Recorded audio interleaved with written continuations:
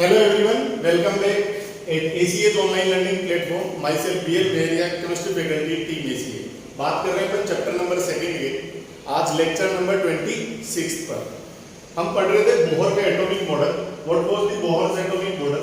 Bohr ने अपने atomic model में बहुत अच्छी बातें अपने को समझाई. बोहर्स एटॉमिक मॉडल, आपको एटॉमिक मॉडल की सीरीज याद हो तो सबसे पहले थॉमसन का एटॉमिक मॉडल है, उसकी कुछ कमियां रही.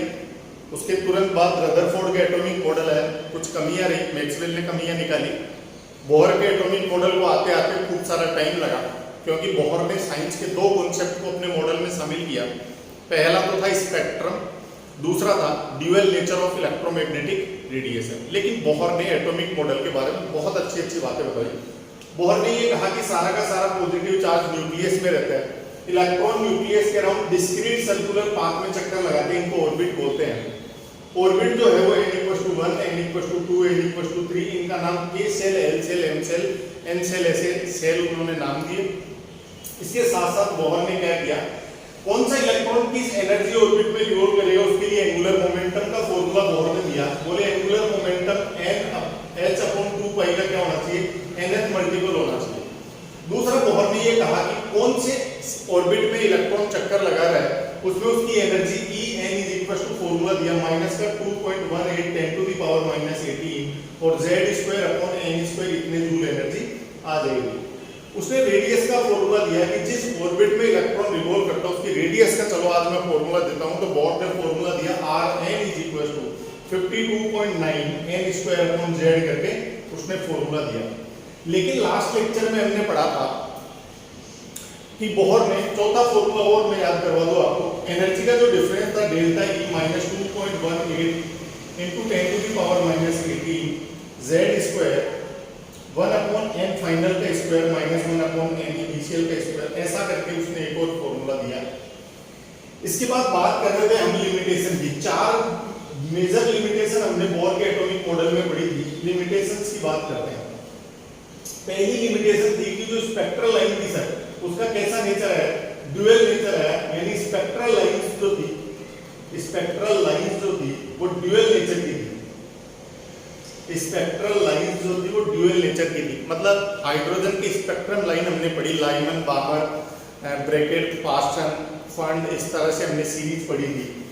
उन सीरीज में जो लाइंस बनती थी वो एक्चुअली 1 नहीं थी, वो कितनी थी, 2 लाइन थी. उसको बोहर नहीं समझा पाया. दूसरा जो था, बोहर ने अपना पूरा का पूरा atomic model hydrogen and hydrogen like elements के लिए दिया, जिनमें कितने इलेक्ट्रॉन हुआ करते थे, 1 electron. Even he has not been given any postulates about the helium atomic model which have only 2 electrons. तीसरी हम बात करते हैं, ये जो स्पेक्ट्रल लाइन थी इलेक्ट्रिक फील्ड और मैग्नेटिक फील्ड में इनके डेविएशन को बोहर नहीं समझा पाया. इलेक्ट्रिक फील्ड की प्रेजेंस में इसके इफेक्ट को कहा जाता है स्टार्क इफेक्ट कहा जाता है.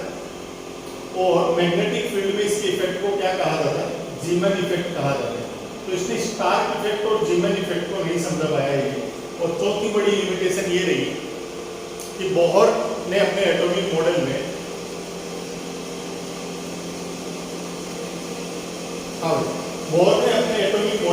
बॉन्डिंग को नहीं समझा पाया कि एटम्स के बीच में जो बनने वाली बॉन्डिंग है ये किस तरह से होती है.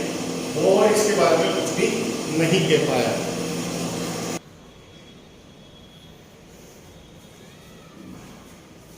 ये बोहर की 4 कमियां रही एटॉमिक मॉडल में. 1, 2, 3 और 4 ये लास्ट लेक्चर में अपन ने डिस्कस की थी. आज हम समझते हैं 26th लेक्चर में कि what was the actual reason behind the failure of Bohr's atomic model. Bohr का एटॉमिक मॉडल क्यों फेल कर गया, उसके रियल में 2 रीजन थे.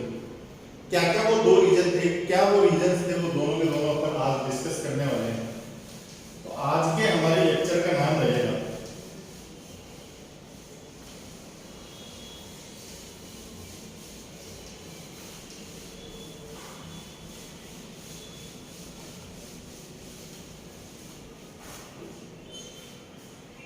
reasons behind failure of Bohr's atomic model.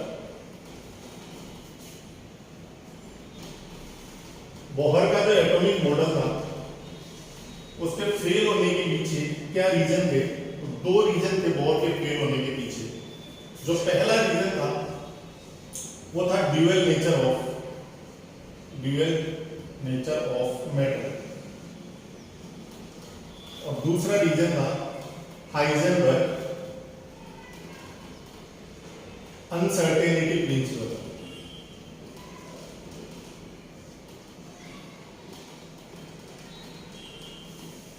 ये दोनों रीजन्स डिटेल में अपन आज डिस्कस करने वाले हैं। पहला ड्यूअल नेचर ऑफ मैटर और दूसरा है हाइजेनबर्ग्स अनसर्टेनिटी प्रिंसिपल। तो आइए एक एक को अपन डिटेल में डिस्कस करते हैं। सबसे पहले बात करते हैं ड्यूअल नेचर ऑफ मैटर की बात करते हैं। ये जो ड्यूअल नेचर ऑफ मैटर है ये किसने दिया? ये डी ब्रोगली नाम के एक साइंटिस्ट ने दिया। इस साइंटिस्ट का नाम था डी ब्रोगली। डी ब्रोगली नाम के साइंटिस्ट ने क्या कहा समझना। अभी तक हम बोर के एटॉमिक मॉडल से पहले ये पढ़ चुके हैं कि इलेक्ट्रोमैग्नेटिक रेडिएशन का ड्यूअल नेचर होता है, लेकिन डी ब्रोगली ने क्या कहा? डी ब्रोगली ने कहा कि ड्यूअल नेचर होगा मैटर का। और मैटर क्या होता है? इसने कहा कि जो मैटर होता है मैटर उसका ड्यूअल नेचर होता है। ड्यूअल नेचर होता है मैटर का। ड्यूअल नेचर होने का क्या मतलब है? मैटर क्या होता है sir? Anything which have mass and occupies space is called matter. हम अपने आसपास जो भी चीजें देखते हैं वो क्या कहलाती है? मैटर कहलाती है। इसने कहा कि मैटर जो होता है उसके ड्यूअल नेचर होते हैं। ड्यूअल नेचर वही दो नेचर होते हैं। कौन कौन से? एक तो बोले पार्टिकल नेचर होता है और दूसरा कौन सा होता है? Wave nature. यानी आज डी ब्रोगली ने ऐसा कहा कि लाइट का ही ड्यूअल नेचर नहीं होता है। आपका, मेरा, इस पेन का, मार्कर का, पत्थर का, बिल्डिंग का, हर किसी के दो नेचर होते हैं। अभी हो सकता है मेरी बातें आपको समझ में नहीं आ रही हो, मैं एक एग्जांपल से आपको बातें समझाता हूं। मैंने कहा कि जैसे ये मार्कर है, इस मार्कर को मैं पैराबोलिक थ्रो करता हूं, फेंकता हूं पैराबोलिक। तो मैंने कहा आपको इस पैराबोलिक मार्कर का जो ट्रेस है, पाथ है, वो कैसा दिखा? आपको ऐसा पाथ दिखा मार्कर का। या कोई भी पत्थर आप उठाते हैं उसको फेंकते हैं तो पत्थर की जो ट्रेजेक्टरी है, पत्थर का जो पाथ है वो आपको कुछ ऐसे दिखा होगा। डी ब्रोगली ने कहा ये पाथ तो आप तब बता सकते हैं जब उसका पार्टिकल नेचर हो। क्या हो? जब इसका वेव नेचर हो। वेव नेचर होगा इस पत्थर का, तो ये पत्थर यहाँ, ये इनिशियल पॉइंट था, इनिशियल पॉइंट से इस फाइनल पॉइंट तक उसने मोशन किया है, तो वो वेव की तरह मोशन किया है, इस तरह मोशन करके यहाँ पहुंचा है। समझ रहे बात? तो डी ब्रोगली ने कहा कि दोनों तरह का नेचर होता है। पार्टिकल नेचर जो ब्लैक पेन से बनाया मैंने, और वेव नेचर जो रेड पेन से बनाया, दोनों तरह के नेचर होते हैं हर किसी मैटर के पास। फॉर एग्जांपल, दूसरा एग्जांपल देता हूं। मैं मान लीजिए ए पॉइंट से मूव करता हुआ बी पॉइंट पर जा रहा हूं, मैं ए से बी पॉइंट तक आता हूं। मैंने पूछा मेरी ट्रेजेक्टरी कैसी है, तो आप कहेंगे कि सर आप स्ट्रेट लाइन में ए पॉइंट से बी पॉइंट तक आए, ये ए पॉइंट था और ये बी पॉइंट था, ये आपकी ट्रेजेक्टरी रहेगी। लेकिन डी ब्रोगली कहता है कि ये तो केवल पार्टिकल नेचर के कारण ट्रेजेक्टरी यानी मेरा पाथ बना है। एक्चुअल में मैं ए पॉइंट से बी पॉइंट तक गया तो मेरा ये पाथ तो है ही है, इसके अलावा मेरा वेव नेचर भी है। यानी डी ब्रोगली के अकॉर्डिंग कोई भी जो मैटर है, मैटर कौन होता है? जितनी चीजें हम अराउंड अपने देखते हैं जिसमें मास होता है, anything which have mass and which occupies space, जो स्पेस ऑक्यूपाई करता है और जिसमें मास होता है उसको क्या कहते हैं? अपन उसको कहते हैं मैटर। और जो मैटर होता है उसके बोले ड्यूअल नेचर होता है, पार्टिकल नेचर भी होता है और वेव नेचर भी होता है। अब आप कहेंगे कि सर आप ए पॉइंट से बी पॉइंट तक गए, एक बार दोबारा जाके दिखाओ। मान लीजिए ए पॉइंट है, ए पॉइंट से मैं बी पॉइंट पर जाके देखता हूं, ये गया है। तो बोले सर आपने ये वाला पाथ तो दिख रहा है हमें, ब्लू पेन वाला, लेकिन रेड पेन वाला ये जो वेव नेचर आपको वो नहीं दिख रहा।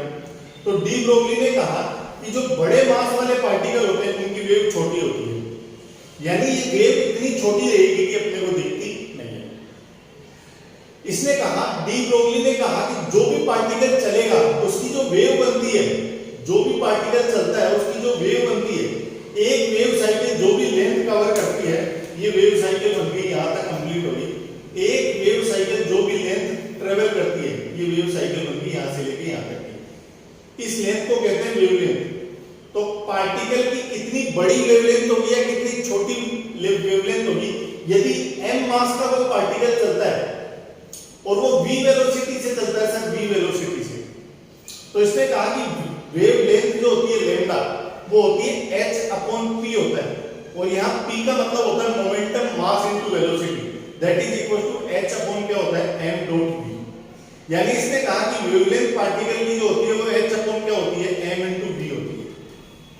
इस फॉर्मूला में h क्या है, इस फॉर्मूले में सर h है, लैम्डा क्या है, h क्या है, m क्या है और v क्या है, इनको डिफाइन कर देते हैं। m मास का पार्टिकल चल रहा है सर, मास हमेशा आपको लेना है केजी में, ऐसा यूनिट होती है मास की। v आपको लेना है वेलोसिटी, और वेलोसिटी की ऐसा यूनिट होती है मीटर पर सेकंड। h आपको लेना है प्लांक का constant 6.6 10 to the power -34 joule second. Lambda होती है सर वेवलेंथ, और वेवलेंथ लेना है आपको मीटर में, ये की ऐसा यूनिट होती है। यानी कोई भी पार्टिकल आपको गिवन हो उसकी लैम्डा कैलकुलेट करनी है तो h की वैल्यू नॉन होती है, मास आपको केजी में लेना है, वेलोसिटी आपको मीटर पर सेकंड में लेनी है। जैसे इस क्वेश्चन, इस फॉर्मूले पर एक क्वेश्चन की गिवन है, क्या क्वेश्चन गिवन है इस फॉर्मूले पर,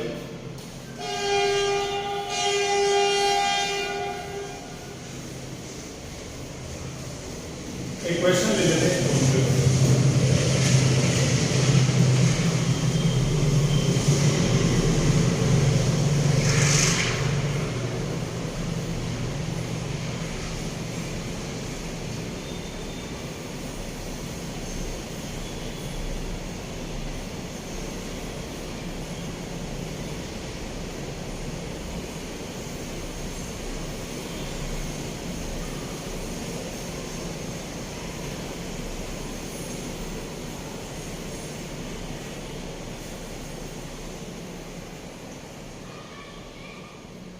समझ रहे हैं?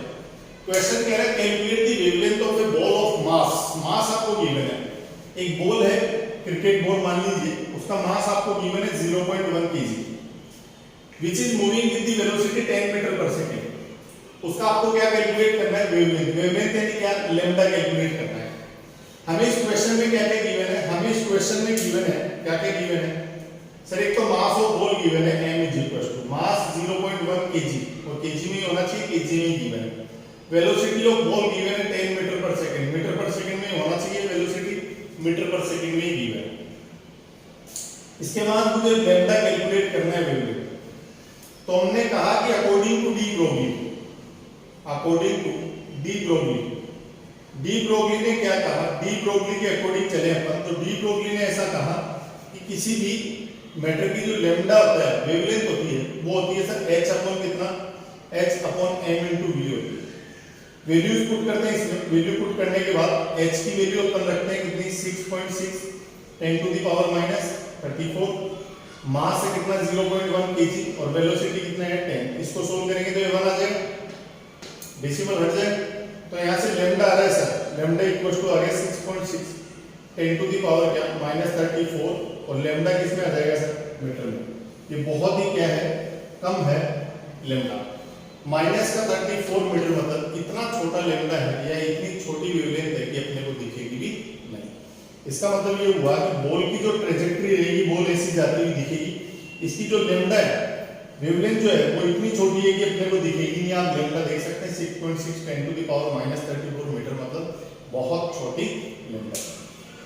अब डी ब्रोगली ने इतना तो कह दिया कि जैसे लाइट का ड्यूअल नेचर होता है, उसी तरह इसने कह दिया कि हर मैटर का ड्यूअल नेचर होता है, every matter have dual nature. लेकिन बोहर के एटॉमिक मॉडल के फेलियर का रीजन कैसे बनाया, तो देखो डी ब्रोगली ने क्या कहा, डी ब्रोगली ने बोहर से क्वेश्चन पूछा, डी ब्रोगली ने क्या कहा, डी ब्रोगली ने कहा, डी ब्रोगली ने क्वेश्चन पुट अप किए किस पर, बोहर से एटॉमिक मॉडल पर। बोहर ने अपने फर्स्ट पॉइंट में ये कहा कि सारा का सारा पॉजिटिव चार्ज का होता है न्यूक्लियस, और न्यूक्लियस के अराउंड जो इलेक्ट्रॉन है वो सर्कुलर पाथ में क्या करते हैं, रिवॉल्व करते हैं। अब डी ब्रोगली ने कहा बोहर को कि जो इलेक्ट्रॉन रिवॉल्व कर रहे हैं उनका पाथ आपने ट्रेस किया है, वो इलेक्ट्रॉन का जो पाथ आपने ट्रेस किया है, क्या इलेक्ट्रॉन के दोनों ने पार्टिकल नेचर और वेव नेचर बोर ने कहा ऐसा तो नहीं है, मैंने तो केवल पार्टिकल नेचर को ही कंसीडर किया है। बोर ने कहा कि ड्यूअल नेचर तो लाइट का होता है, तो डी ब्रोगली ने कहा कि नहीं लाइट का तो पहले होता था, आज मैंने कह दिया कि मैटर का ही ड्यूअल नेचर होता है, कोई भी मैटर उसके दो नेचर होते हैं, इलेक्ट्रॉन के भी ड्यूअल नेचर होंगे। बोले क्या मतलब? बोले ड्यूअल नेचर का ये मतलब है कि इलेक्ट्रॉन की ट्रेजेक्टरी ऐसी तो होगी जैसे ब्लैक पेन से बनाई गई है। बोले इसके वेव नेचर को भी कंसीडर किया जाए तो इलेक्ट्रॉन की ट्रेजेक्टरी ऐसी भी होगी, ये वेव भी बन रही है। इलेक्ट्रॉन वेव की तरह भी मोशन करेगा, ऐसे वेव नेचर भी होगी इलेक्ट्रॉन के वेव नेचर को। बोले आपने कंसीडर नहीं किया, इलेक्ट्रॉन का ऐसा वेव नेचर भी होगा, यानी दोनों ट्रेजेक्टरी होगी। इलेक्ट्रॉन जो है वो ब्लैक पेन और रेड पेन से बनाए गए दोनों ट्रेजेक्टरी पर काम करेगा। ब्लैक पेन तो इसके पार्टिकल नेचर को शो करता है और रेड पेन इसके वेव नेचर को शो करता है। ये तो वेव नेचर को शो कर रहा है, और जो ब्लैक पेन है वो कौन से नेचर को शो कर रहा है? वो पार्टिकल नेचर को शो कर रहा है, पार्टिकल नेचर। यानी इन दोनों को प्लस कर दिया जाए तो इलेक्ट्रॉन का नेचर कौन सा होगा? सर इलेक्ट्रॉन का ड्यूअल नेचर होता है। इलेक्ट्रॉन का नेचर है ड्यूअल नेचर ऑफ इलेक्ट्रॉन, यानी इलेक्ट्रॉन के ड्यूअल नेचर को कंसीडर किया जाए तो बोहर ने इलेक्ट्रॉन के पाथ को गलत ड्रॉ किया है। बोहर ने केवल और केवल पार्टिकल नेचर को कंसीडर किया है, जबकि डी ब्रोगली के अकॉर्डिंग इसका इलेक्ट्रॉन की जो ट्रेजेक्टरी है वो ब्लैक पेन और रेड पेन ऐसी ट्रेजेक्टरी होनी चाहिए। बोले पार्टिकल नेचर से ब्लैक पेन की तरह सर्कुलर पाथ बनेंगे, और वेव नेचर के अकॉर्डिंग ये वेव की तरह भी इलेक्ट्रॉन सर्कुलर मोशन करता जाएगा। और दोनों नेचर को माने तो आज इलेक्ट्रॉन का भी कौन सा नेचर निकल कर आया है। यहाँ एक बात नोटिस कर रहे हैं आप, बोहर ने अपने एटॉमिक मॉडल में ड्यूअल नेचर ऑफ लाइट को शामिल किया। आगे चलकर ऐसा ही कंसेप्ट इसकी कमी बन गया कि इलेक्ट्रॉन का भी ड्यूअल नेचर होता है, आपने इलेक्ट्रॉन के ड्यूअल नेचर को शामिल क्यों नहीं किया? डी ब्रोगली ने कहा कि आप जो पाथ बना रहे हैं गलत बना रहे हैं, आप पाथ अधूरा बना रहे हैं, आप केवल पार्टिकल नेचर को कंसीडर करके ही पाथ बना रहे हैं, जो कि गलत है। आपको पार्टिकल और वेव दोनों नेचर को शामिल करना चाहिए। इसके बाद दूसरा साइंटिस्ट बोहर के पीछे पड़ा। Reasons behind the failure of Bohr's atomic model का पहला फेलियर तो कौन सा था? डी ब्रोगली था, जिसने बोहर के एटॉमिक मॉडल पे कुछ क्वेश्चन उठाए और उसको करेक्ट किया कि यदि पाथ बनेगा इलेक्ट्रॉन का तो ऐसा बनेगा। दूसरा साइंटिस्ट आया, हाइजेनबर्ग नाम का साइंटिस्ट आया, और इसने क्या कहा उस पर बात करते हैं।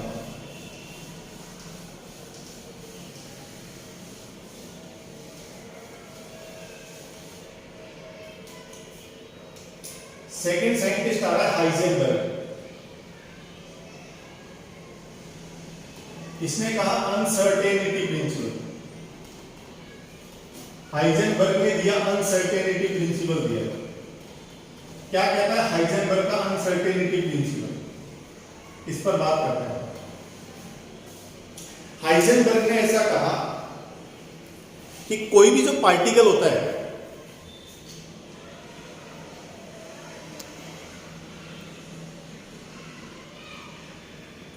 हाइजेनबर्ग के अकॉर्डिंग कोई भी जो पार्टिकल होता है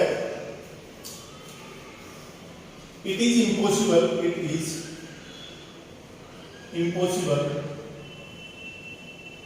टू कैलकुलेट एक्चुअल और रियल पोजीशन एंड मोमेंटम, आप कह सकते हैं velocity of a particle simultaneously।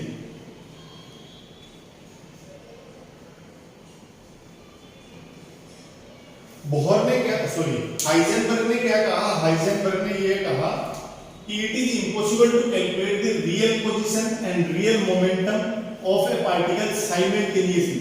Simultaneously का मतलब होता है टुगेदर, एक साथ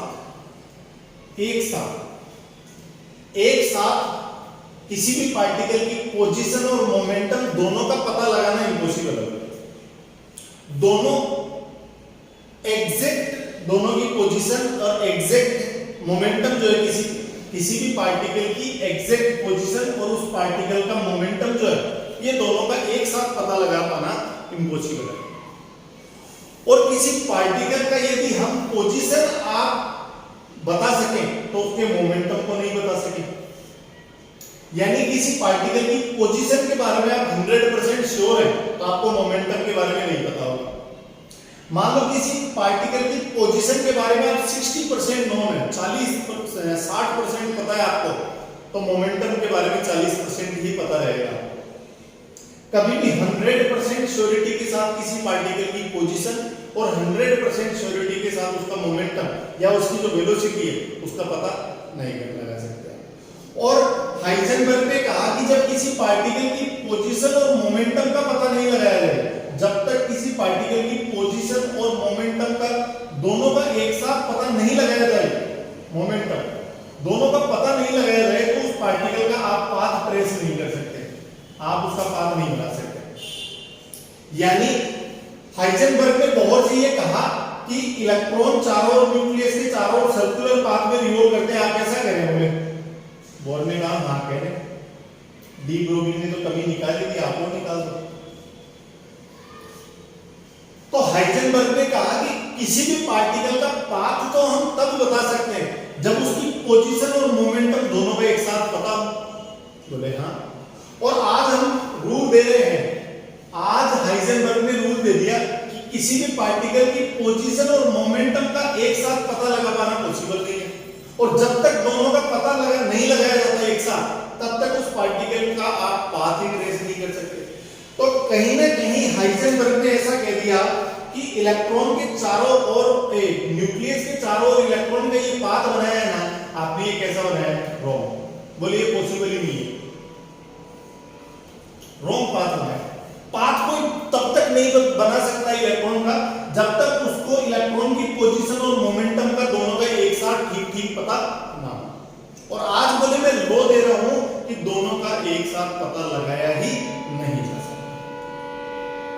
इसने ये कहा कि यदि पोजीशन का पता लगा लोगे तो मोमेंटम में अनसर्टेनिटी होगी, मतलब आप मोमेंटम के बारे में सर्टेन नहीं होंगे, कॉन्फिडेंट नहीं होंगे कि मोमेंटम यही होगा। पोजीशन और मोमेंटम में दोनों में किसी एक में तो अनसर्टेनिटी होती है। तो हाइजेनबर्ग ने अनसर्टेनिटी का प्रिंसिपल दिया कि यदि पोजीशन सर्टेनली नोन है तो मोमेंटम अनसर्टेन होगा, और मोमेंटम सर्टेनली नोन है तो पोजीशन अनसर्टेन होगी।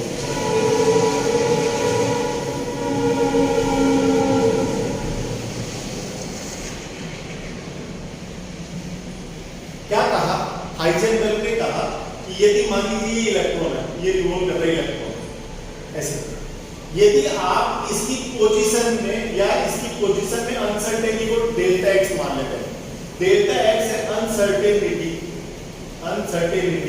इन पोजीशन, और मोमेंटम में अनसर्टेनिटी को डेल्टा पी मान लेते हैं। डेल्टा पी क्या है? डेल्टा पी है सर अनसर्टेनिटी इन पोजीशन, सॉरी मोमेंटम, यानी पोजीशन और मोमेंटम की जो अनसर्टेनिटी है उसको अपन ने डेल्टा एक्स और डेल्टा पी से रिप्रेजेंट कर दिया। फॉर्मूलों से इसने ये समझाया कि delta x dot delta P का जो मल्टीप्लिकेशन है वो हमेशा ग्रेटर इक्वल टू होता है h अपॉन 4 पाई।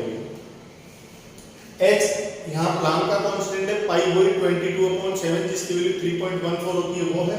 यानी पोजीशन और मोमेंटम में अनसर्टेनिटी ग्रेटर और इक्वल टू होती है h अपॉन 4 पाई। न्यूमेरिकल यदि पूछा जाए, बुक में एक न्यूमेरिकल है, देखना उसको, तो ग्रेटर हटा देंगे, delta x dot delta p is equal to बन जाएगा h अपॉन कितना 4 पाई। अब p क्या है यहाँ? सर p यहाँ मोमेंटम उसकी वैल्यू होती है मास इनटू वेलोसिटी, इसकी वैल्यू रखते हैं तो delta x dot delta p की वैल्यू रख देते हैं delta m into v is equal to h upon क्या आ जाएगा 4 पाई।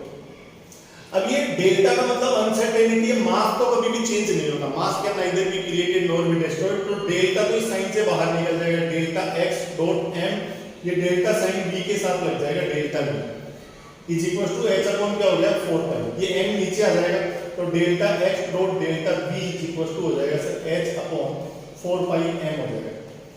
ये इसने अनसर्टेनिटी का फॉर्मूला भी दिया। आपको फॉर्मूले पर ज्यादा नहीं जाना, आपको तो इतना समझना है कि आज बोहर के लिए एक और समस्या आ गई। हाइजेनबर्ग नाम का एक साइंटिस्ट आया, उसने ये कहा किसी भी पार्टिकल का पाथ तब बनाया जा सकता है जब उसका मोमेंटम और उसकी पोजीशन सर्टेन हो।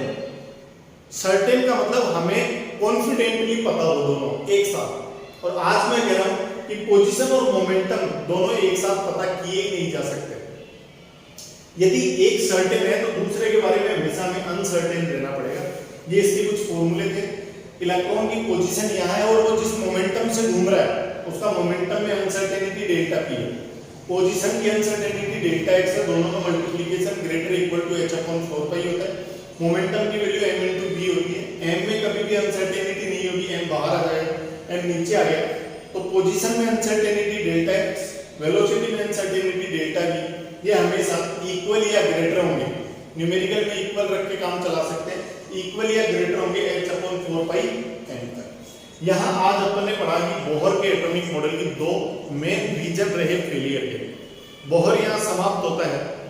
बोहर के एटॉमिक मॉडल के फेलियर के बाद अपन नेक्स्ट एटॉमिक मॉडल पर चलेंगे, जो कि नेक्स्ट लेक्चर में अपन उसको सोल्व करेंगे, उसको डिस्कस करेंगे।